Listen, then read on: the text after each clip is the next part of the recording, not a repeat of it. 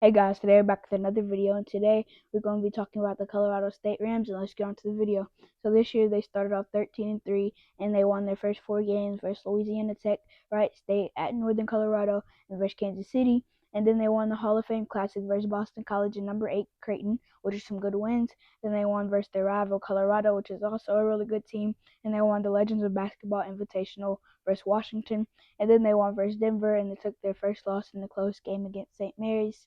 And then they won versus CSU Pueblo, at LMU, and versus Adams State.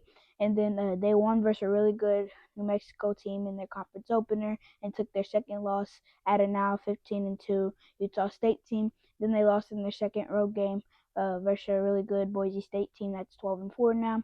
And then for their quad games, they've started off the season 1-2 in quad 1, 4-1 in quad 2, 5-0 in quad 3, and 1-0 in quad 4. So they've played some pretty good teams, and they proved that they can hold their own, but they just have to stay consistent and just win, basically.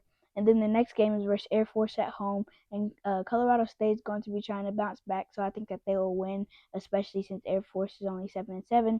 And then for the best players, Isaiah Stevens, he's been really good this season. He's been averaging 17.4 points, 7.1 assists, and 1.4 steals. So he's been a really good scoring and playmaking point guard, and he's also shooting almost 46% from three. And then Nick Clifford, he's been another really good guard that's been averaging 13.3 points and 6.3 rebounds while shooting on 60% from the field and 52% from three. So this team's guard play and efficiency has been really good this season. And then Patrick Cartier has been their starting center, and he's been averaging 13.2 points, and he's been shooting 47.4% from three. He does need to work on rebounds, though, because he's only averaging 2.3 rebounds a game, and that's not good for a starting center. And he's not that big of a height difference because he's 6'8", and that's a little small for a center, but I still think he should get more rebounds than that. And then, like I said, they have some really good and efficient players, and that's one reason that I think they can do good this year. I noticed some things that they struggle on, and they struggle on the road: offense, 3 points, and turnovers. And then in the St. Mary's game, they really struggle with their offense and 3-pointers because they only scored 61 points, which is not usual for them, and they only shot 5 for 18 from three, which equates to 27.8% from three. And you saw their efficiencies from just like their best players.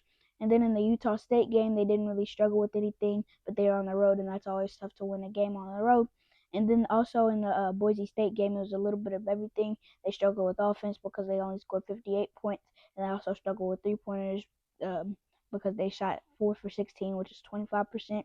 They had 16 turnovers as well, which is not going to work if you want to win. And in some games they play better than others, but they are pretty good most of the time. But they still have things to work on. And like I said, they're 13-3 this season. But before the season, I thought they would go 23-8. But now I think they'll either go 24-7 or still go 23-8.